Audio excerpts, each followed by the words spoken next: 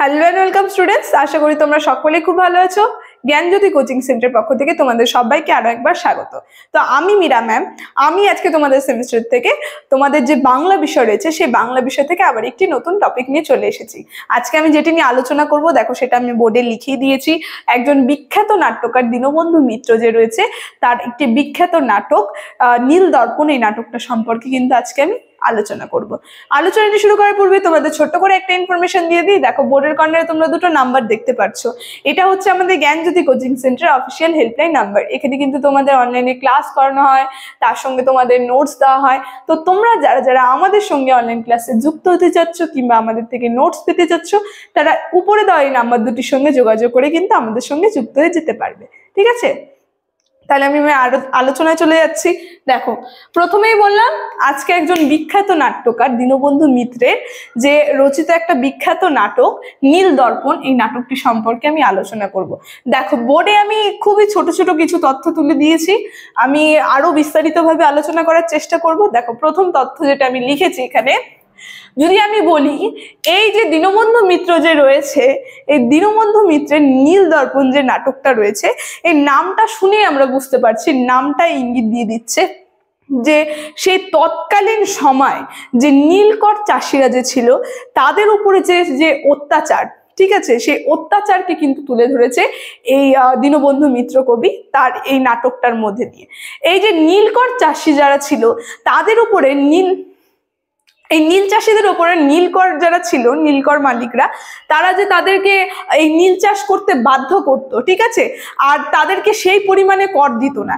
আর যারা এর বিরুদ্ধে প্রতিবাদ করত তারা তাদের তাদের যতটা প্রাপ্য অর্থ সেই অর্থটা তারা পেত না, এবং যারা প্রতিবাদ করত তাদের নিজেদের প্রাণ হারাতে হতো, এবং তার স্বামী স্ত্রী, তার স্ত্রীরা, নারীরা আর কি ধর্ষিত হতো। এই যে সেই তৎকালীন সময় 19 শতকের আগাগ দিয়ে আমরা দেখব যে নীলকরদের, নীল চাষিদের উপরে যে অত্যাচার, সেই অত্যাচারকে কিন্তু ফুটিয়ে তুলেছে এই যে নীল দর্পণ কবি দীনবন্ধু মিত্র। ঠিক আছে, নীল দর্পণ নাটকে দীনবন্ধু মিত্র কিন্তু এটা তুলে ধরেছেন।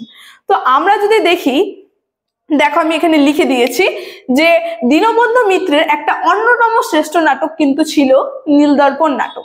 যে নাটকটা দেখো রচিত হয়েছিল 1800 খ্রিস্টাব্দে প্রকাশিত হয়েছিল। ঠিক আছে, এই নীল দর্পণ নাটকটি হচ্ছে 1800 খ্রিস্টাব্দে প্রকাশিত হয়েছিল।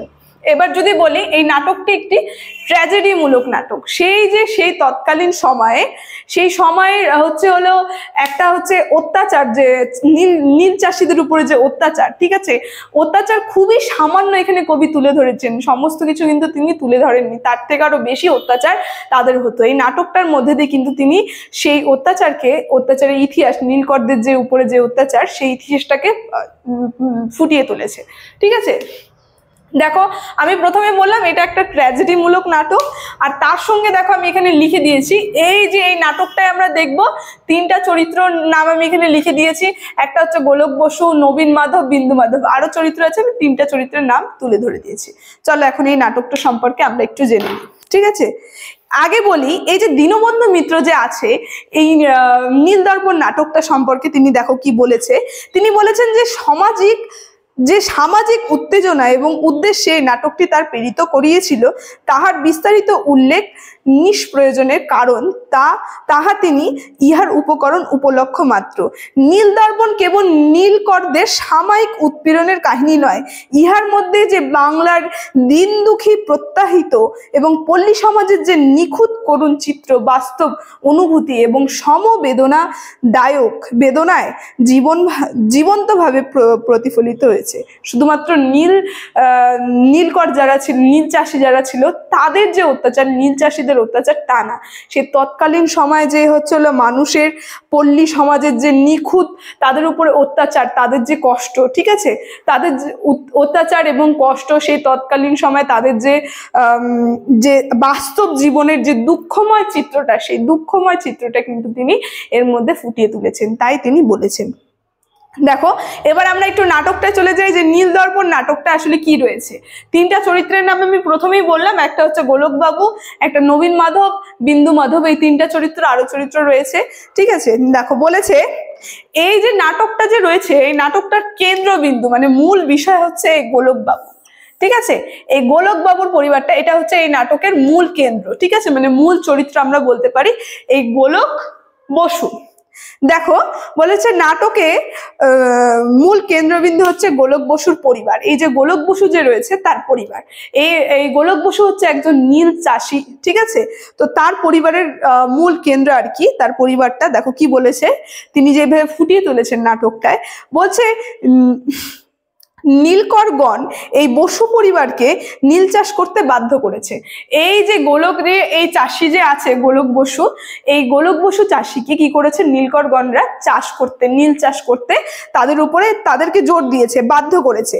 আর গোলক বসু যে আছে প্রথমে নীল চাষ করলেও নীলকর প্রদত্ত অর্থ প্রদান করেনি, মানে নীল চাষ করেছে কিন্তু নীলকর যারা ছিল সেই নীলকররা তাকে কি করেছে, তার যে প্রাপ্য অর্থটা সেই প্রাপ্য অর্থটা কিন্তু তাকে প্রদান করেনি।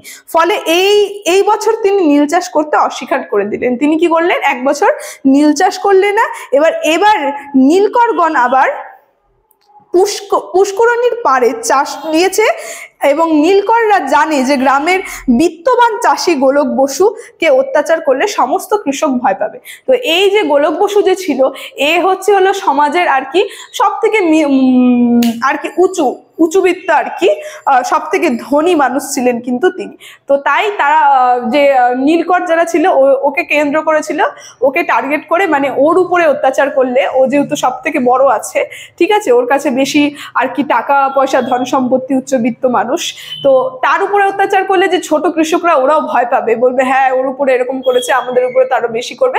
সেই কারণে ওর উপরে জোর খাটিয়ে কি করলো, ওকে হচ্ছে হলো এই গোলক বসুকে হচ্ছে হলো তুলে ধরে নিয়ে গেল, তাকে জেল বন্দি করলো এবং কি বললো তাকে গ্রেফতার করা হয়েছে। তারপরে অত্যাচারিত হয়েছে সে, শেষে সেই অত্যাচার সহ্য করতে না পেরে কিন্তু সে মৃত্যুবরণ করে নিয়েছিল। বলেছে নবীন মাধব সহ অনেকে মৃত্যু ঘটেছে। এই যে নবীন মাধবের কথা বললাম, এই নবীন মাধবও কিন্তু মৃত্যুবরণ করেছিল সেই নীলকরদের অত্যাচারে পড়ে। এমনকি ক্ষেত্রমণিকেও ধর্ষিত হতে হয়েছে। এই যে ক্ষেত্রমণি যে আছে, এখানে আমি এই চরিত্রটা উল্লেখ করিনি, এই ক্ষেত্রমণিকেও কিন্তু ধর্ষিত হতে হয়েছিল নীলকরদের অত্যাচারে, ঠিক আছে। বলে যে প্রতিবাদ যে নেই তা নয়, কিন্তু নীলকরদের প্রবল অত্যাচার সামনে তা সামান্য। বলছে এটা শুধুমাত্র যে প্রতিবাদ, এখানে যে প্রতিবাদটা নেই তা বললে হবে না, এটার মানে এটা মাত্র কবি বলেছেন যে এটা আমি সামান্য বিষয়টা শুধুমাত্র তুলে ধরেছি, এর থেকে আরো বেশি বেশি অত্যাচার হয়েছে তাদের উপরে, নীল চাষিদের উপরে নীলকররা অনেক অত্যাধিক অত্যাচার করেছে, ঠিক আছে। তাই বলেছে এটা আমি হচ্ছে সামান্য তুলে ধরেছি। তো এই নাটকের ভূমিকায় নাট্যকার লিখেছে যে নীলকরণী করকে নীল দর্পণ অর্পণ করলাম, ঠিক আছে। নীলকরণী করকে কি করেছে, এই নীল দর্পণ নাটকটি কিন্তু অর্পণ করেছে যারা নীলকরণী ছিল সেই নীলকরণীদেরকে, ঠিক আছে। বলো এখানে তাহার নিজ নিজ মুখ সন্দর্শন পূর্বক এবং তাহাদিগকে ললাটে বিরাজমান স্বার্থপরতা কলঙ্ক তিলক বিমোচন করিয়া তৎপরিবারে পরোপকায় শ্বেত চন্দন ধারণ করুক, তাহা ইহা আমার পরিশ্রমে সাফল্য হবে এবং নিরাশ্রয় প্রজাব্রজের মঙ্গল এবং বিলাতের মুখ রক্ষা।